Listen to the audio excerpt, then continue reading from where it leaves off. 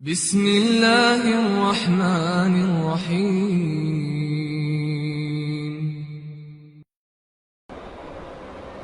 মসজিদে ঢুকেই আমরা বসে পড়ি, এটা আমাদের অভ্যাস। কেন? দলিল কোথায়? মসজিদে গিয়েই বসতে হবে তার কোনো দলিল আছে? আমরা আজ পর্যন্ত পাইনি। তবে দলিল পেয়েছি মসজিদে ঢুকে বসতে হলে 2 রাকাত সালাত পড়তেই হবে। সহিহ বুখারীর 444 নম্বর হাদিসটা খুলুন।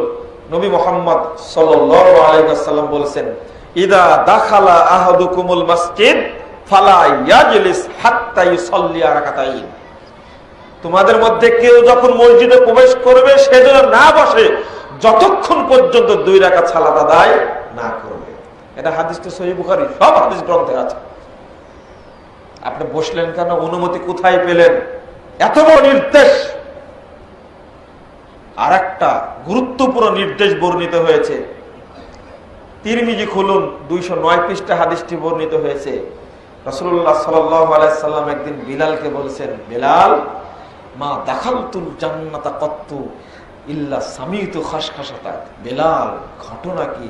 আমি যখনই জান্নাতে ঢুকি তখনই দেখতে পাই যে তুমি আমার সামনে দিয়ে জুতা পায়ে দিয়ে খটখট করে জান্নাতে হেঁটে যাচ্ছ। ঘটনা কি?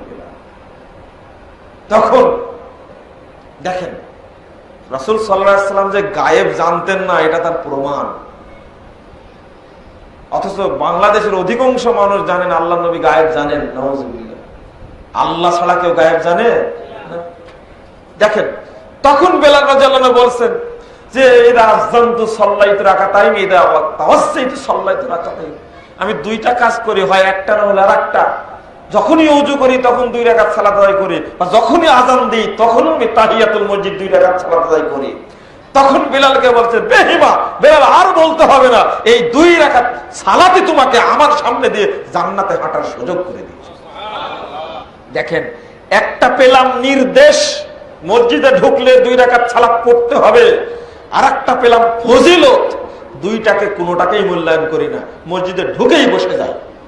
দলিলবিহীন এই আমল চলবে না। এমনকি জুমা মসজিদে ইমাম খুতবা দিচ্ছেন, আপনি পরে গেছেন, খুতবা অবস্থায় মসজিদে প্রবেশ করছেন, এমন অবস্থায় করণীয় কি? ইমাম খুতবা দিচ্ছেন, এরপরেও আপনাকে 2 রাকাত সালাত আদায় করেই করতে হবে।